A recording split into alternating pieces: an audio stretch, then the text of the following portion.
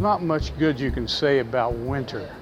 At least I can't say anything good about it, except you've got Christmas season, you got New Year's Eve. Other than that, it's a pretty dreary and cold time of the year. But there's one good thing about winter, and that has to do with something that you can drink. Winter is a perfect time for port. Today we're going to be talking about port. We're at the Capitol Wine Shop, Capitol Market Wine Shop. We're going to go to Soho's here on the market and tell you a little bit more about a great wine for winter.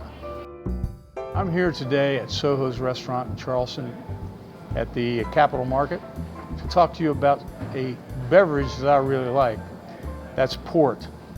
Port is a wine, but it's a fortified wine. That means that it's got considerably more alcohol than a regular bottle of wine. It's usually red, although there is one white variety of it, which we'll talk about in a little bit. But the beauty of port is that it could be a substitute for dessert because it's sweet and it's very warming, particularly in wintertime. There are 5 types of port wine. One of them is actually a white port. I'll show you right here. This is actually a white port. It's the only port that's also dry, and it can be treated as you would treat a dry white wine. And it really goes well with aperitif kinds of foods. Vintage port is the most famous. It's also the most expensive port. You can pay anywhere between 50 to 150 to even more dineros for port, for vintage port. But it's really a wine that's a special occasion wine. And when you open a wine, vintage port from a particularly good year, it's just a very, very special treat. As I mentioned, there are other varieties of port. One of my favorites is one called Tawny, T-A-W-N-Y.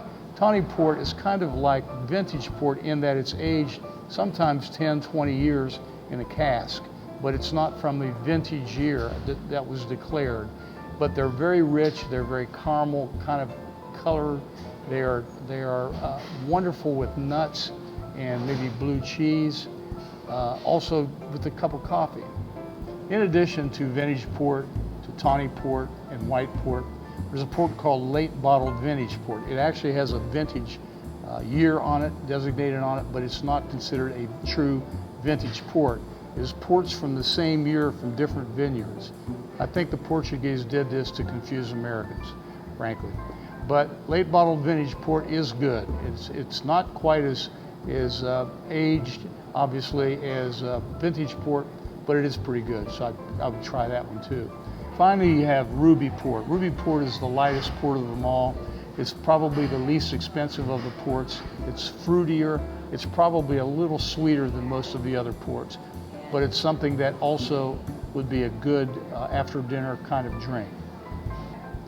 Glass of port, roaring fire, wintertime. What else could you ask for? Cheers.